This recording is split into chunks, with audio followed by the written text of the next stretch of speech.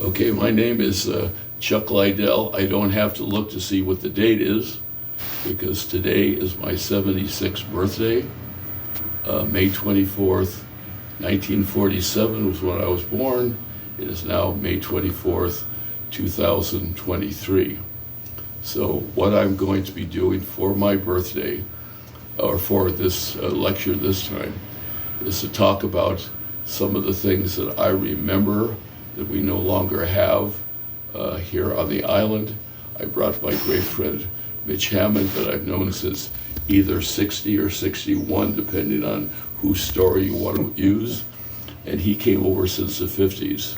So I thought he could help to add a perspective of what it's been like to be a tourist here, because he's been coming over here almost every year since then.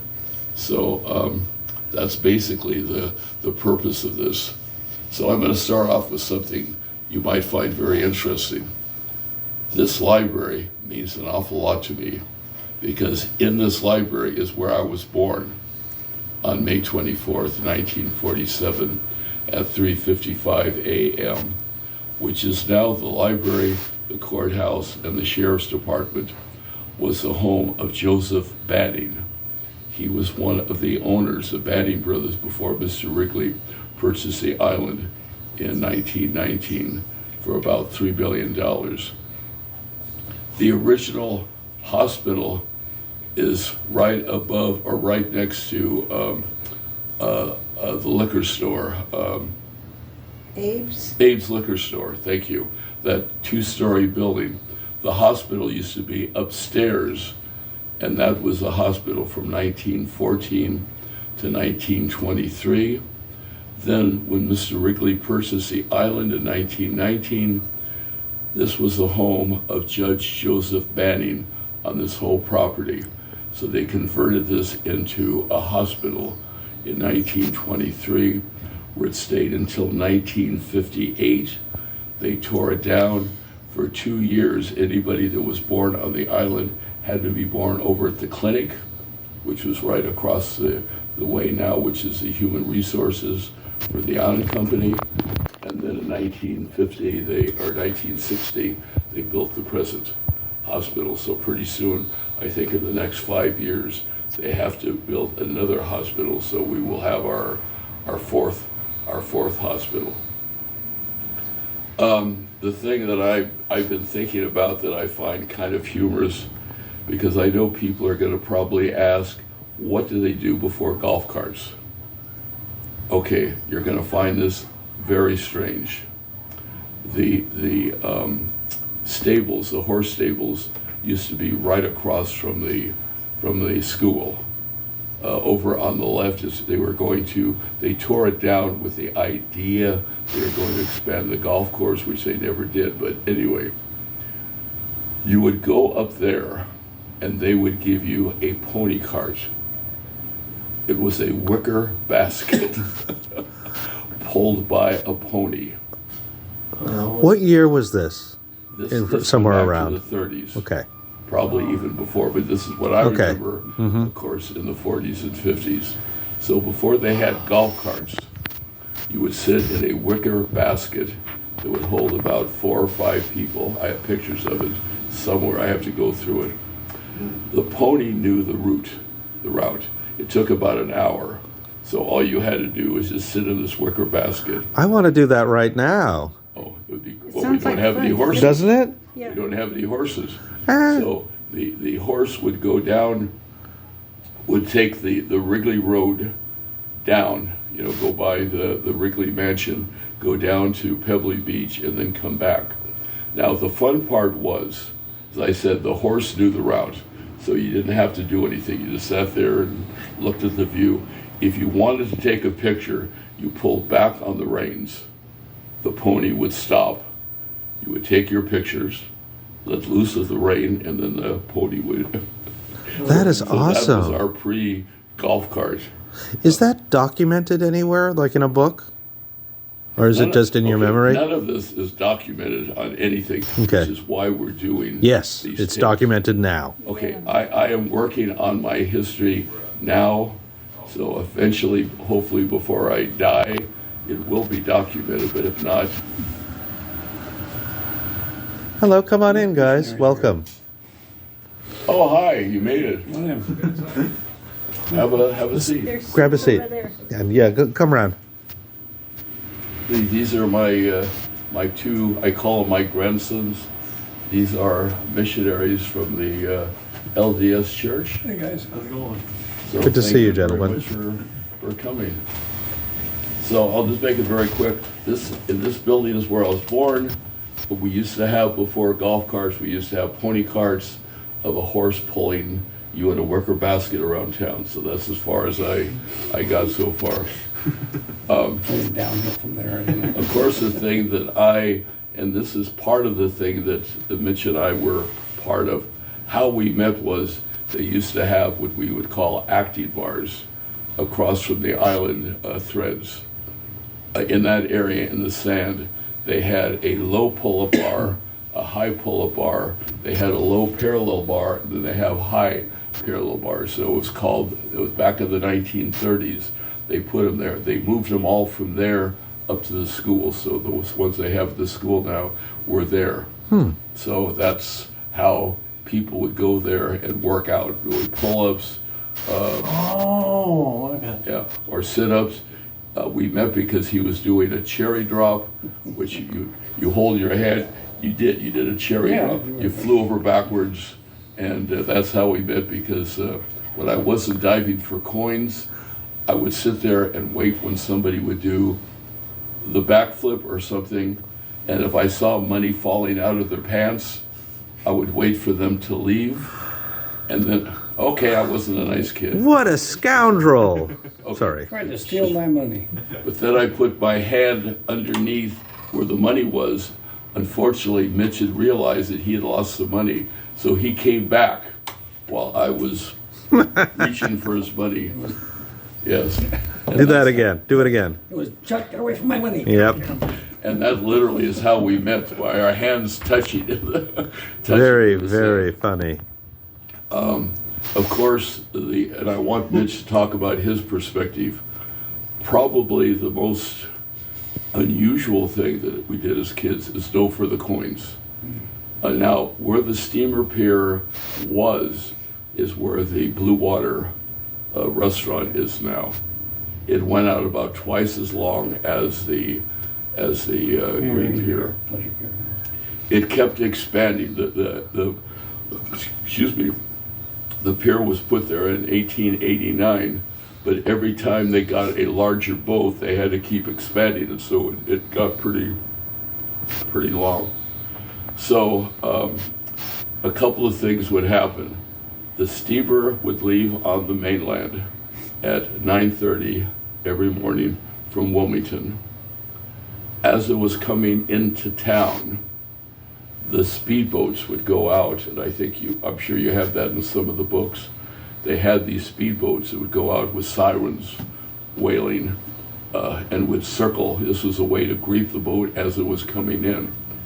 Then as soon as it got in, the SS Catalina was on that side of the pier, the SS Avalon was on this side of the pier. The SS Avalon was in service from 1921 to 1951. Luckily, I was able to get on that just before they went out of service. I was only a few years old. And then the Catalina, the SS Catalina, went from 1924 up until they tore out the pier in the 1960s. Believe it or not, the SS Catalina was down at the mole. Where the mole is now, if you go to the outside where people often fish, you'll see those pillars. Those pillars were there to buffer the ship as it would stay there. And we also had a helicopter. So when you see a seaplane, so the ramp at the mole, when you see that ramp going down, people don't know what the ramp's for. That is where the seaplane used to come up and down and be right there where the mole is. So that's a little bit of a difference. So as soon as the ship pulled in, then we would all get in the water and start yelling, "Throw a coin." I started the tradition of let's see some silver, because all they were throwing were Pennies. cheap stuff, like, but don't forget, silver in those days was really silver. So when you had a silver dollar, anyway, come here. Spam. Okay, thank you. Ignore that. Thank you, spam. Spam calls me all the At time. least I'm getting some calls on my birthday. I've only had one call so far, so that's okay. So then we would be in the water diving for coins, and I found this to be quite interesting. Also, they had the Blanche W. boat that would go down the coast, and then also for the flying fish, and then also the seal rock strip, and they also had the world's largest glass bottom boat, which was the Phoenix. So that would be on the pier. So when the ship was just sitting there waiting for passengers to come back before, I would then dive for those two. So I would end up making about $15 a day. Now, that doesn't sound like a lot, but that was actually twice of what families were making. I was because thinking at that it's more than time- I get paid here. Huh? It's more than I get paid here. Well, yeah, but that was all day. Accounting for inflation. Okay. Yep. But the minimum wage at that time was 99 cents. And so for them to put in an 8-hour day meant they were only making about $8. I was making twice that just for diving for a few hours. So the ship would come in at noon, you would then dive for the coins, and then when the ship left at 4 in the afternoon, you went back down, and as the people got on, they did it. So now I want Mitch to talk about what he was doing at the time. Okay, well, as Chuck said, I first came over in 1958 with my grandmother. Stayed at the Hotel St. Catherine. Have no memory of it at all, so what can I say? But back in '61, our family was here for the entire summer. We had a house on the lower terrace, and my job, I got a little red wagon, which my mom bought for me. And while Chuck was diving for coins, I would be meeting the steamer and the seaplanes coming in and asking to carry people's luggage to their hotels. Now, it was before they had wheels. People were lugging their suitcases, so they were more than likely going to say, yes, on your wagon, off you go.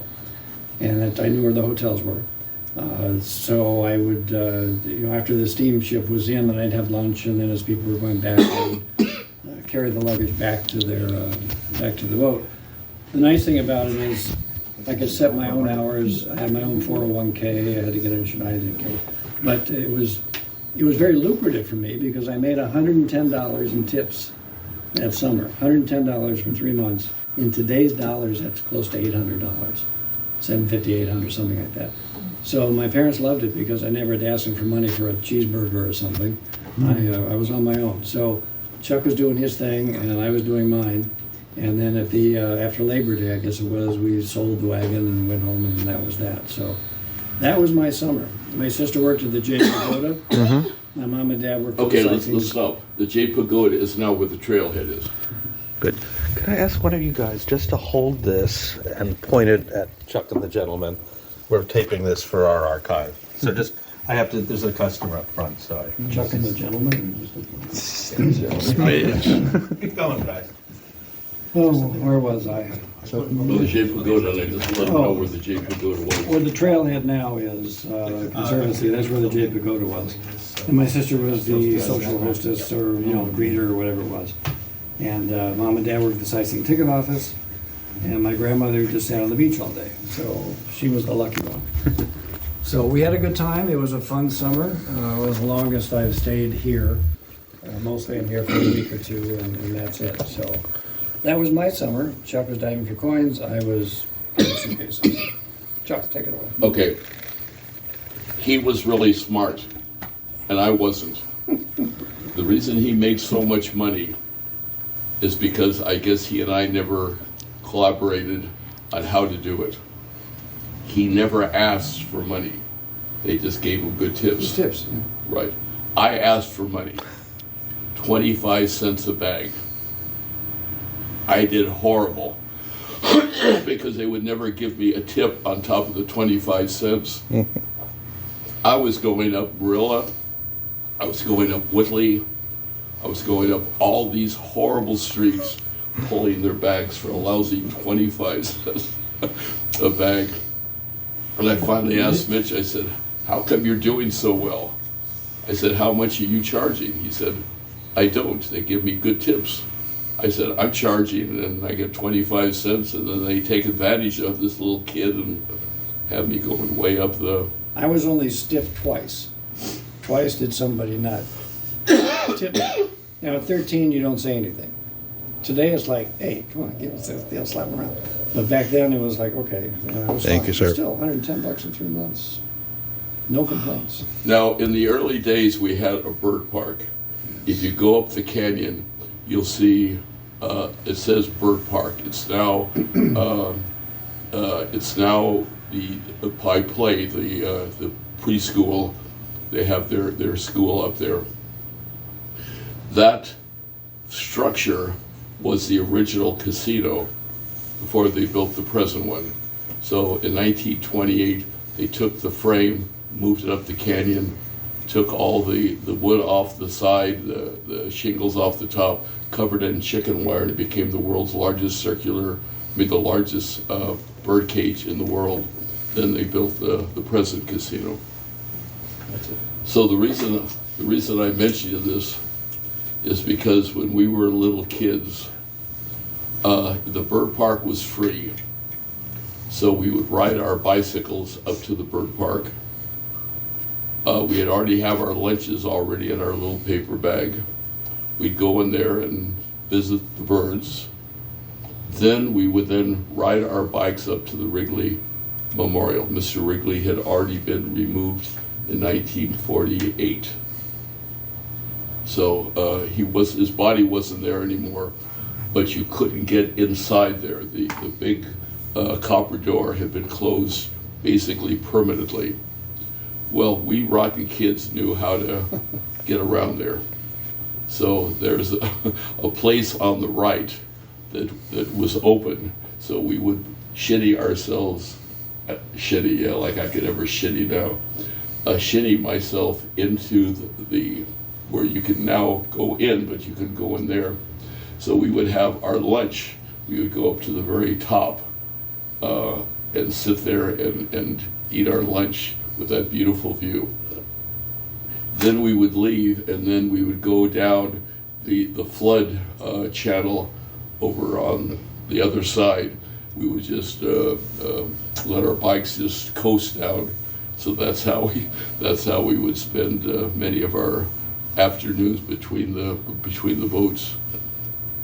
To give you an idea what prices were, where Scoops is now, that used to be called Mother Gray's, and you were able to get we're talking not just basics, but good.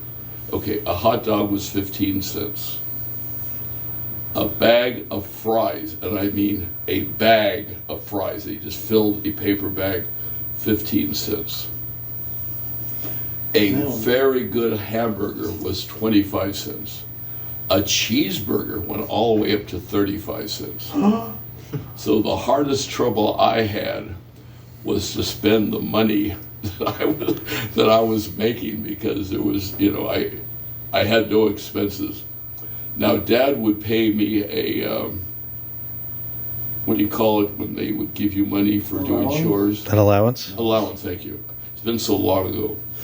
I would get 10 cents a day for doing the groceries or to do the dishes. But of course, I was making more money than Dad was. So, that's another good old getting more. Getting a lot of them. So I told Dad, I don't need the allowance anymore. I said, do you need a loan? Yeah. Dad was third in line behind Mr. Wrigley. Philip Knight Wrigley, because Mr. Wrigley, the original Wrigley, had already died in 1932. Dad came to work for the Wrigleys in 1946 because the island was completely closed. Well, anyway, so I didn't need the money. There's one thing that people have seen pictures of me, and I have to explain why. I didn't wear any clothes. until I was 4 years old. Thank God you do now. I think, well, except when I take a shower. Well, Okay. Now, people are very offended by the fact that Mom would just cover me in baby oil and send me downtown alone with no clothes on. And so people would take pictures of me being naked. So I have a lot of those pictures. Whenever people would show it to me, I said, I want the negative. In those days, I want to get rid of it. Well, the point was, the island was closed off from the mainland from 1941 to 1946. So nobody was able to come here. No tourists were able to come here. So when they finally opened up the island in 1946, people were now able to come here, including celebrities. And so they had missed out being here on the island. They were fascinated to find out what was going on here those years. A lot of the families had to leave the island because there was no economy. So there were very few of us here after the war. Well, somehow I got assigned the position of being Nature Boy. That's the name they called me. So I became the representative of Catalina. So all of these celebrities, and I have a lot of celebrities, Johnny Weissmuller, who played Tarzan, and a lot of others, would put me on their lap and have pictures taken because I somehow represented. Naked and with baby oil? What? Naked and with baby oil? This was you grown up a bit then. This wasn't you. Johnny Weissmuller? No, you were dressed at this point, though. You were dressed these days. No. this is With Johnny Weissmuller? Okay. You were naked.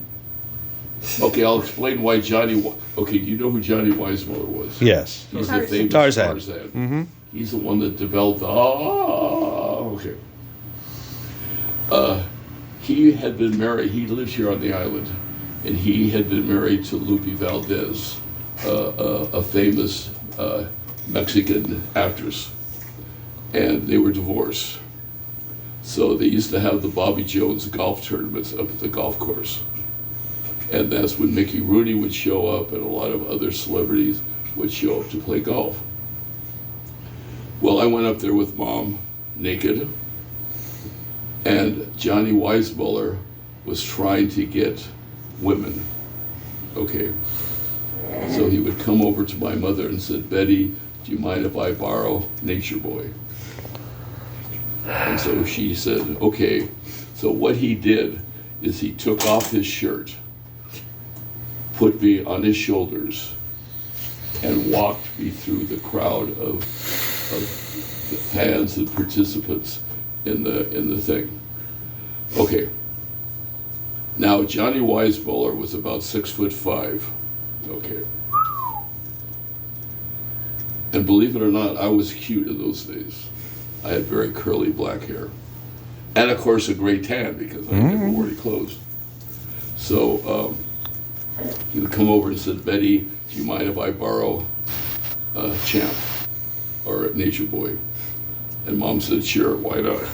So he put me on his shoulders. He would walk through the crowd without a shirt on. And he still looked like Tarzan now. He was a little older, but he looked like Tarzan. So anyway. Did either he put his chest like this, No, he didn't do that anymore. or I was thinking maybe he'd just be going with your feet, kicking his feet on the chest. Well, no, I don't remember kicking my feet on his chest, but anyway. Okay. So anyway, he would walk through the crowd. The ladies would look up and see me, being adorable as I was, and said, my gosh, that looks like Boy in the old Tarzan series. They then looked down, and of course, Johnny Weissmuller still had his long hair and his good physique. He used to be a swimmer in the Olympics in the 20s.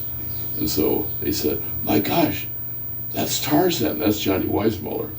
So they would come up to him, and obviously now he was picking up women, using me as his pimp. In fact, I was going to write a column for Reader's Digest I was a 4-year-old pimp for Tarzan, but I didn't do it. Just as I well. should have. Just as well. So anyway, so he would put me down, send me back to mom, and now he had all these women, that he could date. Now there was another actor by the name of Leo Carrillo, and they have a famous beach. There was a very famous family, early Spanish family here by the name of Carrillo. They have Carrillo Beach and other parks on the mainland. Well, he would be outside of the Waikiki, which is now where it's deserted on the corner, where they're now going to have that beer garden.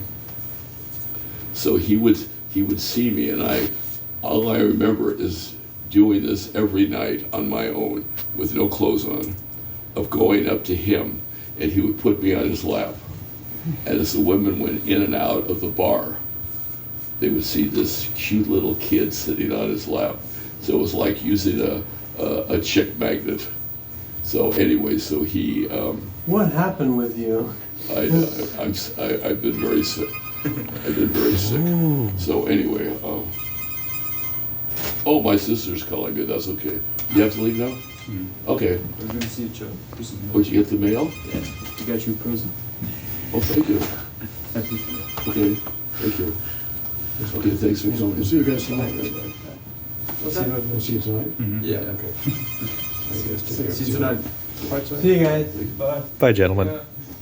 So I don't know when I'm just We telling. have 4 more minutes. Okay, 4 more minutes on tape. so anyway, I would sit there, and as the women came in and out of the bar, they would see this adorable little kid, and they would said, "Oh, is that your grandson?" He said, "No," but he had just started a TV show called The Cisco Kid and Poncho. If you look it up on the internet, it was back in the early 50s, about 1950, 51. He played Poncho, and it was obviously a Western. So he would then introduce himself and said, "I have just been in a new TV series," and of course, he would then send me away, just like Tarzan did. The only difference is he would give me a nickel. And so I would then go over to, at that time it wasn't called Lloyd's, it was called Diffin's, and I would get an ice cream for a nickel. So at least he paid me for being his pimp, but Tarzan never did. So Let's say you're his puppy, not his pimp. You were like the cute dog that. yeah, that's right. Yeah. I was a chick magnet. Yes. Yeah. So I was being used by both Tarzan and The Cisco Leo Kid. Carrillo. Well, So somebody had to do it. that's how I spent my. Now, I was a pretty rotten kid. So I know we don't have a lot of time, but I just want to reminisce about some of this. There was a radio program, or on the radio. It was a commercial. It was for Pizza Man. I don't even know if Pizza Man even exists anymore. So they said on the commercial, "If you're within the sound of our voice, we will deliver you a pizza within 45." Oh, you already see this coming. "Within 45 minutes, or you get your pizza free." Okay. So I waited until I knew the seaplanes were no longer flying. I knew the steamer had made 1 minute. Okay, so it made its last trip. So I get on the phone. I would call Pizza Man, and I said, "Will you please deliver me my free pizza?" And they said, "What do you mean a free pizza?" I said, "Did you hear?" I said, "Yes." I said, "You're going to have to go pretty fast because I'm on Catalina Island, and there's no way to get here. So please send me my." I never collected on it. It was just my way of being funny, just because the fact that on the island we were so different than anybody else. Mm-hmm. So those are just some of the memories I have of growing up here. Oh, the other one, which I know you probably don't have time. The only time I used to get dressed, United Airlines flew out of the airport from 1946 to 1953. These were the old DC-3s. If you ever see them, they're on an angle like this. They have two props, and so the only way they could take off, because the pilot couldn't see because he was looking like this, so they had to